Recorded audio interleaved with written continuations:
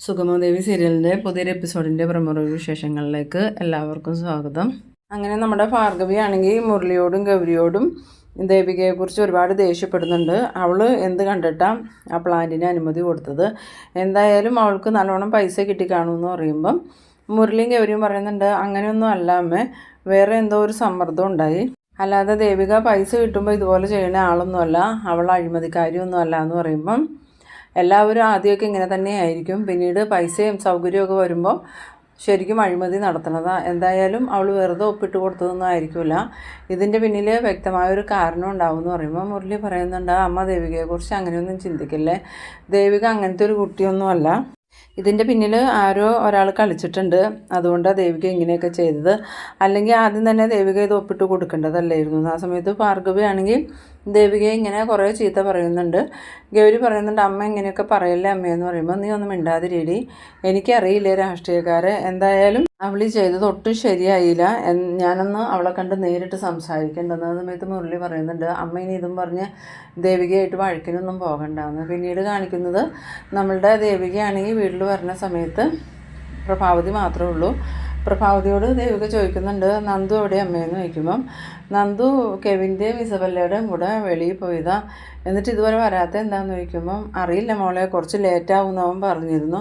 ഇതെന്താ അമ്മ ഇങ്ങനെ, നന്ദുവിനിപ്പോൾ കുറച്ച് ദിവസം ആയോളൂല്ലോ ഇങ്ങനെയൊക്കെ തുടങ്ങിയിട്ട്, ഇതിനു മുമ്പ് നന്ദു എവിടെ പോയാലും എന്നോട് പറയുമായിരുന്നു, ഇപ്പോൾ ഈ ഇസബല്ലയുടെ കൂടെ ഇങ്ങനെ കറങ്ങി നിൽക്കേണ്ട കാര്യം എന്താണെന്ന് ചോദിക്കുമ്പം അതിനെന്താ മോളെ, ഇസബല്ല അവൻ്റെ ഫ്രണ്ടല്ലേ എന്ന് ചോദിക്കുമ്പം ഭാര്യയെക്കാളും വലിയ ഫ്രണ്ടൊന്നും അല്ലല്ലോ, ഇനി ഇസബല്ലയും കൂടി പ്ലാൻ ചെയ്തിട്ടാണോ ഈ പ്ലാന്റിന് അനുമതി വാങ്ങിക്കൊടുത്തതെന്ന് ചോദിക്കുമ്പം പ്രഭാവതി അണിയൊന്ന് ഞെട്ടിപ്പോകുന്നുണ്ട്. ആ സമയത്ത് ദേവികയ്ക്ക് സംശയം തോന്നുന്നുണ്ട്, ഇതെല്ലാം ഇസബല്ലയുടെ പ്ലാനാണെന്ന്. ആ സമയം ദേവിക ചോദിക്കുന്നുണ്ട്, അമ്മ ഞാനൊരു കാര്യം ചോദിച്ചാൽ സത്യം പറയണം, അമ്മ ആർക്ക് വേണ്ടിയിട്ടാണ് എന്നെ നിർബന്ധിച്ചത്, നന്ദു അമ്മയെ ഇതിനു മുമ്പ് ഒരിക്കലും എന്നെ ഇങ്ങനെ നിർബന്ധിച്ചിട്ടില്ല, ഇപ്പം ഇങ്ങനെ നിർബന്ധിക്കണമെങ്കിൽ അതിന് തക്കതായ ഒരു കാരണം ഉണ്ടാവണം, നിങ്ങൾ രണ്ടുപേരും ചേർന്ന് എന്തോ ഒരു കാര്യം എന്നിൽ നിന്നും മറച്ചു വെക്കുന്നുണ്ട്. ആ സമയം പ്രഭാവതി പറയുന്നുണ്ട്, ഇല്ല മോളെ, ഞങ്ങളങ്ങനെ മോളിൽ നിന്ന് എന്തെങ്കിലും മറച്ചു വെക്കുമെന്ന് മോൾക്ക് തോന്നുന്നുണ്ടോ എന്ന് ചോദിക്കുമ്പം ഇത്രയും നാളും ഇല്ലായിരുന്നു, പക്ഷെ ഇപ്പം എനിക്ക് തോന്നുന്നുണ്ട് അമ്മയുടെയും നന്ദുവിൻ്റെയും പെരുമാറ്റം കാണുമ്പോൾ നിങ്ങൾ എന്തോ ഒരു വലിയ രഹസ്യം എന്നിൽ നിന്ന് മറച്ചു വയ്ക്കുന്നുണ്ട്, അതെന്താണെങ്കിലും എന്നോട് തുറന്നു പറയാമെന്ന് പറയുമ്പം പ്രഭാവതി പറയുന്നുണ്ട്, അങ്ങനെ ഒന്നുമില്ല മോളെ എന്ന് പറഞ്ഞതും ദേവികയാണെങ്കിൽ പ്രഭാവതിയുടെ കൈ പിടിച്ച് തലയിൽ വെച്ചിട്ട് പറയുന്നുണ്ട്, അങ്ങനെയാണെങ്കിൽ അമ്മ എൻ്റെ തലയെ തൊട്ട് സത്യം ചെയ്യും. ആ സമയത്ത് പ്രഭാവതി വേഗം തന്നെ കൈ മാറ്റുന്നുണ്ട്. പിന്നീട് ദേവികയാണെങ്കിൽ കരഞ്ഞുകൊണ്ട് റൂമിലേക്ക് പോകുന്നുണ്ട്. ആ സമയം പ്രഭാവതിക്കാണെങ്കിൽ ആകെ സങ്കടമാവുന്നുണ്ട്. എന്നാലും ഞാൻ കാരണമാണല്ലോ മോളിപ്പോൾ ഇത്രയധികം സങ്കടപ്പെടുന്നത്, അതും ഞാൻ എൻ്റെ നന്ദന് വേണ്ടിയിട്ടാണല്ലോ ഇങ്ങനെയൊക്കെ ചെയ്തതെന്ന് ഇങ്ങനെ മനസ്സിൽ വിചാരിക്കുന്നുണ്ട്. പിന്നീട് കാണിക്കുന്നത് നമ്മളുടെ ശാരികേനെ അതുപോലെ രാധികേനെയും മാധവനെയൊക്കെയാണ്. മാധവൻ വീട്ടിൽ വന്നിട്ട് രാധികയോടൊക്കെ പറയുന്നുണ്ട്, ഇതിപ്പോൾ പുറത്തിറങ്ങാൻ പാടില്ലാത്ത അവസ്ഥയായി, എത്ര പേരാ എന്നെ വിളിച്ച് തെറി പറഞ്ഞത്, ഇപ്പോൾ വെളിയിലേക്ക് ഇറങ്ങുമ്പം എല്ലാവരും ചോദിക്കുന്നത് മോള് ആ പ്ലാന്റിന് അഴിമതി നടത്തിയിട്ട് എത്ര രൂപ നിങ്ങൾക്ക് കിട്ടിയെന്നാണ് ചോദിക്കണേ, ഇനി നമ്മൾ എന്ത് ചെയ്യും മാധവേട്ടാന്ന് രാധിക ചോദിക്കുമ്പം എന്ത് ചെയ്യാനാ, ഇതൊക്കെ കേൾക്കാനായിരിക്കും നമ്മുടെ വിധി, എന്നാലും ദേവിക എന്തിനായിരിക്കുമോ അതങ്ങനെ ഒപ്പിട്ട് കൊടുത്തതെന്ന് ചോദിക്കുമ്പോൾ മിക്കവാറും നന്ദേട്ടനെ പ്രഭേൻ്റെ നിർബന്ധിച്ചിട്ടായിരിക്കും, അല്ലാതെ സിദ്ധാർത്ഥനങ്ങൾ ഒരിക്കലും അതിന് കൂട്ട് നിൽക്കില്ല എന്ന്. ആ സമയത്ത് മാധവൻ പറയുന്നുണ്ട്, നന്ദനും പ്രഭാവതിയൊന്നും അങ്ങനെ നിർബന്ധിക്കാൻ സാധ്യതയില്ല, അവരെല്ലാവരും നല്ല ആദർശം കാത്തു സൂക്ഷിക്കണവരാ, വേറെ എന്തോ ഒരു കാര്യം ഇതിൽ നടന്നിട്ടുണ്ടെന്ന് പറയുമ്പം ശാരിക പറയുന്നുണ്ട്, വേറെ ഒരു കാര്യവും നടന്നിട്ടില്ല, നന്ദേട്ടന് കുറച്ച് ദിവസം മാനസികമായിട്ട് ബുദ്ധിമുട്ടൊക്കെ ഉണ്ടായിരുന്നല്ലോ, അതിൻ്റെ പിന്നിൽ എന്തോ ഒരു കാരണമുണ്ട്, ആ കാരണം കൊണ്ട് തന്നെയായിരിക്കും ഇപ്പോൾ ചേച്ചി ഈ പ്ലാന്റിന് അനുമതി കൊടുത്തേക്കണേന്ന്. ആ സമയത്ത് മാധവൻ പറയുന്നുണ്ട്, എന്തായാലും ഇത്രയും നാളും ദേവിക എൻ്റെ മോളാന്ന് പറയുമ്പം എനിക്കൊരു അഭിമാനം ഉണ്ടായിരുന്നു, ഇനിയിപ്പം MLAയുടെ അച്ഛനാന്നും പറഞ്ഞ് പുറത്തിറങ്ങാൻ പറ്റില്ല, ആളുകൾ തല്ലാൻ പോലും മടിയില്ല എന്ന് പറയുമ്പോൾ ശാരിക പറയുന്നുണ്ട്, എവിടെ പോയായിരിക്കുമോ ചേച്ചിയുടെ ആദർശമൊക്കെ, അല്ലെങ്കിൽ ചേച്ചിക്ക് എന്ത് പറയുമ്പോഴും ഭയങ്കര ആദർശമായിരുന്നു, ഇപ്പോൾ ചേച്ചിക്ക് ഒരു ആദർശവും ഇല്ലേന്ന്. പിന്നീട് കാണിക്കുന്നത് നമ്മളുടെ നന്ദനും ഇസബല്ലയും കെവിനും കൂടി ഫുഡൊക്കെ വാങ്ങി കഴിച്ചിട്ട് പിന്നീട് അവർ മദ്യപിക്കുന്നുണ്ട്. ആ സമയത്ത് ഇസബല്ല എന്തൊക്കെയോ അർത്ഥം വെച്ചതുപോലെ പറയുന്നുണ്ട്. എന്തായാലും അവസാനം ഒരു ഫ്രണ്ടായിട്ടാണെങ്കിലും നന്ദനെ കർത്താവ് എൻ്റെ മുന്നിൽ തന്നെ കൊണ്ടുവന്ന് എത്തിച്ചല്ലോ എന്ന്. അത് കേട്ടതും കെവിനാണെങ്കിൽ എന്തോ മനസ്സിലായതുപോലെ ചിരിക്കുന്നുണ്ട്. പിന്നീട് ഇസബല്ല നന്ദനെ നല്ലോണം മദ്യപിപ്പിക്കുന്നുണ്ട്. അപ്പം നന്ദൻ പറയുന്നുണ്ട് മദ്യമല്ല എന്ന് പറയുമ്പോൾ അതെന്താ നന്ദ, ഞാൻ പറഞ്ഞാൽ നീ കുടിക്കില്ലേ, സ്നേഹം കൊണ്ടല്ലേ എന്ന് പറഞ്ഞുകൊണ്ട് ഒരുപാട് കുടിപ്പിക്കുന്നുണ്ട്. പിന്നീട് ബെല്ലയോടും കെവിനോടും യാത്ര പറഞ്ഞ് നന്ദൻ പോകാൻ തുടങ്ങുമ്പോൾ ബെല്ല പറയുന്നുണ്ട് നന്ദൻ ഈ അവസ്ഥയിൽ ഒറ്റയ്ക്ക് പോകണ്ട, ഞാൻ വീട്ടിൽ കൊണ്ടുവന്ന് വിടാമെന്നും പറഞ്ഞുകൊണ്ട് ബെല്ലയും കെവിനും കൂടി നന്ദനെ വീട്ടിൽ കൊണ്ടുവന്ന് വിടാനായിട്ട് വരുന്നുണ്ട്. ഇതേ സമയം നമ്മളുടെ ചന്ദ്രമതി ആണെങ്കിൽ ഓരോന്നൊക്കെ ആലോചിച്ചിട്ട് ഫോണെടുത്ത് പ്രഭാവതിക്ക് വിളിക്കുന്നുണ്ട്. പ്രഭാവതി ഫോണെടുത്തതും എന്താ ചന്ദ്രമതി എന്ന് ചോദിക്കുമ്പം എന്നാലും പ്രഭേ, നിന്നിൽ നിന്ന് ഞാൻ ഇങ്ങനെ ഒരു നീക്കം പ്രതീക്ഷിച്ചില്ല. ഒരുപാട് ആളുകളുടെ ജീവിതം ദുരിതത്തിലാക്കുന്ന ഒരു പ്ലാന്റിന് ദേവികയെ കൊണ്ട് അനുമതി കൊടുപ്പിച്ചത് പ്രഭാവതി നന്ദനും അല്ലേ എന്ന് ചോദിക്കുമ്പം ചന്ദ്രമതി എന്തൊക്കെയാണ് പറയണേ, അതൊരു പ്രത്യേക സാഹചര്യത്തിൽ മോള് കൊടുത്തതായിരിക്കും എന്ന് പറയുമ്പം വെറുതെ എൻ്റെ അടുത്ത് കള്ളം പറയേണ്ട പ്രഭ, അന്ന് ഞാൻ അവിടെ വന്നപ്പം ദേവിക എല്ലാ സത്യങ്ങളും എന്നോട് പറഞ്ഞിരുന്നു. പ്രഭാവതിയും നന്ദനും ആ പ്ലാന്റിന് അനുമതി കൊടുക്കാൻ പറഞ്ഞ് ദേവികയെ നിർബന്ധിച്ചുകൊണ്ടിരിക്കുകയാണ്. അന്നേ ഞാൻ അവളോട് പറഞ്ഞതാ വിവരങ്ങളെല്ലാം സിദ്ധാർത്ഥനോട് പറയാൻ. അപ്പം ഞാനായിട്ട് കുടുംബത്തിലൊരു പ്രശ്നം ഉണ്ടാകാൻ പറ്റില്ല ആൻറ്റി, അതുകൊണ്ട് ഞാനിപ്പോൾ തൽക്കാലം ഒന്നും പറയണില്ല.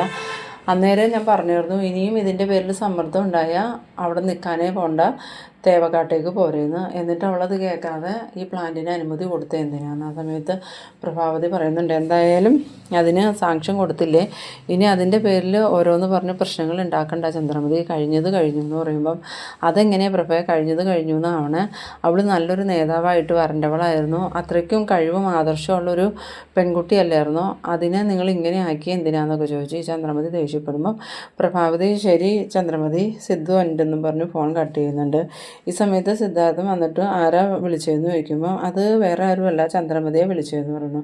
ചന്ദ്രമതി ഇപ്പോൾ വിളിച്ചതെന്തിനാന്ന് ചോദിക്കുമ്പോൾ അത് ദേവിക പ്ലാന്റിന് അനുമതി കൊടുത്തത് അറിഞ്ഞിട്ട് വിളിച്ചതാന്ന് പറയുമ്പോൾ ഓ അങ്ങനെ എല്ലാവരും വിളിക്കാനൊക്കെ തുടങ്ങിയോ, പ്രഭാവതിക്ക് ഇതിനകത്തൊന്നും പറയാനില്ലേ എന്ന് ചോദിക്കുമ്പം പ്രഭാവതി പറയുന്നുണ്ട് അതിന് ഞാൻ എന്ത് പറയാനാ സിദ്ധു, ദേവിമോളല്ലേ അതൊക്കെ ഒപ്പിട്ട് കൊടുത്തതെന്ന് ചോദിക്കുമ്പം എന്തായാലും ഇവിടുന്ന് ആരുടെയോ ഒരു സമ്മർദ്ദം ഇല്ലാതെ ദേവിക ഒരിക്കലും അങ്ങനെ ചെയ്യില്ല എന്ന് എനിക്കറിയാം. ആ പ്ലാന്റിന് അനുമതി കൊടുത്തതിന് ശേഷം മോളുടെ മുഖത്തൊരു സന്തോഷം പോലും ഞാൻ കണ്ടിട്ടില്ല. എന്തായാലും പ്രഭയോ നന്ദനോ ആരെങ്കിലും നിർബന്ധിച്ചിട്ടായിരിക്കും മോൾ ഇങ്ങനെ ഒരു കാര്യം ചെയ്തതെന്ന്. ആ സമയത്ത് പ്രഭാവതി പറയുന്നുണ്ട് സിദ്ധു വെറുതെ ആവശ്യമില്ലാത്തതൊക്കെ പറയലേ, എന്തായാലും കഴിഞ്ഞത് കഴിഞ്ഞു, ഇനി അതിൻ്റെ പേരിൽ എന്തിനാ ഓരോന്ന് അന്വേഷിച്ച് പ്രശ്നങ്ങൾ ഉണ്ടാക്കണമെന്ന്. ആ സമയത്ത് സിദ്ധാർത്ഥനാണ് ഈ പ്രഭാവതിയുടെ സംസാരം കേൾക്കുമ്പോൾ ശരിക്കും സംശയം തോന്നുന്നുണ്ട്. പിന്നീട് കാണിക്കുന്നത് നമ്മളുടെ ഗിരീഷിനെയാണ്.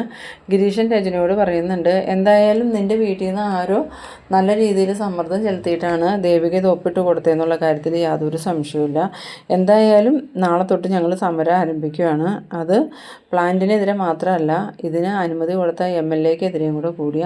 ആ സമയം രജനി പറയുന്നുണ്ട് ഇവരൊക്കെ ഭയങ്കര പണക്കാരല്ലേ, അവരോടൊക്കെ നമ്മൾ മത്സരത്തിന് പോയാൽ അവർ നമ്മളെ ഉപദ്രവിക്കില്ലേ ഗിരിയെന്ന് ചോദിക്കുമ്പം ഉപദ്രവിക്കണേ എന്നാൽ ചിലപ്പോൾ കൊല്ലുമായിരിക്കും, കൊന്നാലും കുഴപ്പമില്ല, അങ്ങനെ ഒരു പ്ലാന്റ് ഈ നാട്ടിൽ വരാതിരിക്കേണ്ടത് നമ്മളുടെ ഓരോരുത്തരുടെ ആവശ്യം, അവിടെയുള്ള ജനങ്ങളുടെ ജീവിതം ദുരിതത്തിലാക്കാൻ ഞാൻ സമ്മതിക്കില്ല എന്ന്. ആ സമയത്ത് രജനി പറയുന്നുണ്ട് ഗിരി ആവശ്യമില്ലാതെ ഓരോന്നിനൊക്കെ പോയാൽ നമുക്ക് ജനിക്കാൻ പോകുന്ന കുഞ്ഞിനെക്കുറിച്ചെങ്കിലും ഗിരി ചിന്തിക്കണം എന്ന് പറയുമ്പോൾ നമുക്ക് ജനിക്കാൻ പോകുന്ന കുഞ്ഞിനെക്കുറിച്ചും കൂടി ചിന്തിച്ചിട്ടാണ് ഞാൻ ഈ ഒരു സമരത്തിന് ഇറങ്ങുന്നത്. ഭാവി തലമുറയ്ക്കും ഇവിടെ ജീവിക്കണ്ടേ, നമ്മൾക്ക് മാത്രം ജീവിച്ചാൽ പോരല്ലോ, അതുകൊണ്ട് ഈ പ്ലാന്റ് ഒരിക്കലും അവിടെ പ്രവർത്തനം തുടങ്ങാൻ പാടില്ല. ഇതേ സമയം നമ്മളുടെ നന്ദനെ കെവിനും ഇസബല്ലയും കൂടി ചന്ദ്രോത്ത് ഇവിടുന്ന് ഇറക്കി വിടുന്നുണ്ട്. ആ സമയത്ത് ഈ നന്ദൻ വരണതും ഇവരിറക്കി വിട്ടിട്ട് പോണതൊക്കെ സിദ്ധാർത്ഥൻ അവിടെ നിന്ന് കാണുന്നുണ്ട്. നന്ദനകത്തേക്ക് കയറി ചെന്നതും സിദ്ധാർത്ഥൻ നന്ദ നീ അവിടെ നിന്നേന്ന് പറയുന്നു. ആ സമയത്ത് നന്ദനാണെങ്കിൽ ഇങ്ങനെ ആടി നിൽക്കണത്. ആ സമയം സിദ്ധാർത്ഥൻ ചോദിക്കുന്നുണ്ട് നന്ദ നീ എന്താ മദ്യപിച്ചിട്ടുണ്ടോ എന്ന് ചോദിക്കുമ്പോൾ അച്ഛൻ എന്താ ചോദിച്ചതെന്ന് ചോദിച്ചു വീണ്ടും ഇങ്ങനെ തലയൊക്കെ ഇങ്ങനെ താണുകൊണ്ട്. ആ സമയത്ത് ഈ സിദ്ധാർത്ഥൻ വന്നിട്ട് അവൻ്റെ മുഖം പിടിച്ച് ഉയർത്തിയിട്ട് ചോദിക്കുന്നുണ്ട് നിന്നോടാ ഞാൻ ചോദിച്ചാൽ നീ മദ്യപിച്ചിട്ടുണ്ടോയെന്ന്. ആ സമയത്ത് ആ ഉവ്വ ലേശം എന്ന് പറയണു. ഇതാണോടാ ലേശം, നിനക്ക് കാലിൽ നിൽക്കാൻ പോലും പറ്റണില്ലല്ലോ, നിന്നെ ഇവിടെ കൊണ്ടുവന്ന് വിട്ടത് കെവിനും ഇസബല്ലയല്ലേ, അവരുമായിട്ട് എന്താ നിനക്ക് ഇത്ര കണക്ഷൻ, ആ ഇസബല്ല എന്തിനാ നിൻ്റെ കൂടെ നടക്കണേന്ന് ചോദിക്കുമ്പം അത് അവളെൻ്റെ ഫ്രണ്ടല്ലേ അച്ഛ അതുകൊണ്ടാന്ന് പറയുന്നത്. ആ സമയത്ത് ഇത്രയും നാളും കെവിനായിരുന്നു നിൻ്റെ ഫ്രണ്ട്, ഇപ്പോൾ കെവിൻ മാറി ഇസബല്ല ആയോ എന്ന് ചോദിക്കുമ്പം ഇസബല്ലയും കെവിനും പണ്ട് മുതലേ എൻ്റെ ഫ്രണ്ടായിരുന്നു അച്ഛാ എന്ന്. ആ സമയം ദേവിക ഇതെല്ലാം കേട്ട് അങ്ങോട്ട് വരുന്നുണ്ട്. ദേവിക വന്നതും നന്ദൻ്റെ ഈ രൂപം കാണുമ്പോൾ ദേവിക എന്താ നന്ദു എന്താ കുടിച്ചേ, എന്താ പ്രശ്നം എന്നൊക്കെ ചോദിക്കുമ്പോൾ സിദ്ധാർത്ഥൻ പറയുന്നുണ്ട് പ്രശ്നം ഉണ്ടെങ്കിലാണോ കുടിക്കാവുള്ളൂ, ഇതിപ്പോൾ ഭാര്യ പ്ലാന്റിന് അനുമതി കൊടുത്തതിൻ്റെ സന്തോഷം കൂട്ടുകാരുമായിട്ട് പങ്കിടാൻ പോയതാ. കുടിച്ച് ബോധമില്ലാണ്ടാണ് വന്നേക്കണേ. എന്തായാലും നീ ഇപ്പോൾ ഇവനെ കൊണ്ടുപോയി റൂമിൽ കിടത്തുന്നത്. ആ സമയത്ത് ദേവികയാണെങ്കിൽ സിദ്ധാർത്ഥൻ്റെ നേരെ ഇങ്ങനെ നോക്കുമ്പോൾ സിദ്ധാർത്ഥനാണെങ്കിൽ ദേവികയെ മൈൻഡ് പോലും ചെയ്യണില്ല. അങ്ങനെ ദേവിക നന്ദനെയും പിടിച്ചുകൊണ്ട് റൂമിലേക്ക് പോകുന്നുണ്ട്. റൂമിൽ ചെന്നതും നന്ദൻ ബെഡിലേക്ക് കിടക്കുന്ന സമയത്ത് ദേവിക ചോദിക്കുന്നുണ്ട്, നന്ദുവിനോട് എനിക്ക് കുറച്ച് സംസാരിക്കാനുണ്ട്. നന്ദു എന്തിനാ എപ്പോഴും ഇസബല്ലയുടെ കൂടെ പോണേന്ന്. ആ സമയം നന്ദു ചോദിക്കുന്നുണ്ട്, അതിന് നിനക്കെന്താ പ്രശ്നം? അവൾ എൻ്റെ ഫ്രണ്ടല്ലേ എന്ന് ചോദിക്കുമ്പോൾ, ഏത് ഫ്രണ്ടാണെങ്കിലും ഇസബല്ലയുടെ കൂടെ അധികം ചുറ്റി കറങ്ങണത് എനിക്കിഷ്ടമല്ല നന്ദു എന്ന് പറയുമ്പോൾ, അതിന് നിൻ്റെ ഇഷ്ടം നോക്കിയിട്ടാണോ ഞാൻ എന്തെങ്കിലുമൊക്കെ ചെയ്യണേന്ന് ചോദിച്ച് ദേവികയോട് ദേഷ്യപ്പെടുന്നുണ്ട്. ആ സമയത്ത് ദേവികയ്ക്കാണെങ്കിൽ ആകെ സങ്കടമാവുന്നുണ്ട്. കാരണം ഇതിനു മുമ്പ് അങ്ങനെ എന്തെങ്കിലും പറഞ്ഞിട്ടുണ്ടെങ്കിൽ നന്ദു ദേവികയോട് ദേഷ്യപ്പെടുകയൊന്നുമില്ല. നല്ലോണം തന്നെ ദേവികയെ സമാധാനിപ്പിച്ച് സംസാരിക്കുന്ന ആളാണ് ഇങ്ങനെ ദേഷ്യപ്പെടുന്നത്. എന്നാലും നന്ദുവിന് ഇതെന്ത് പറ്റിക്കാണോ? ഇനി ഇസബല്ലയും കെവിനും കൂടി നന്ദുവിനെ കുടിപ്പിച്ചതാണോ എന്നൊക്കെ ഇങ്ങനെ ആലോചിച്ചുകൊണ്ട് ദേവിക നിൽക്കുന്ന ആ ഒരു സീനിലാണ് ഈ എപ്പിസോഡ് അവസാനിക്കുന്നത്. അപ്പോൾ നിങ്ങളെൻ്റെ വീഡിയോ ആദ്യമായി കാണുന്നവരാണെങ്കിൽ ചാനലൊന്ന് സബ്സ്ക്രൈബ് ചെയ്യാനും ഇഷ്ടമായ ലൈക്ക് ചെയ്യാനും ഷെയർ ചെയ്യാനും മറക്കരുത്. അപ്പോൾ ഇതുപോലെ ഇൻട്രസ്റ്റിംഗ് ആയിട്ടുള്ള അടുത്തൊരു എപ്പിസോഡുമായി നമുക്ക് വീണ്ടും കാണാം. അതുവരേക്കും ബൈ ബൈ.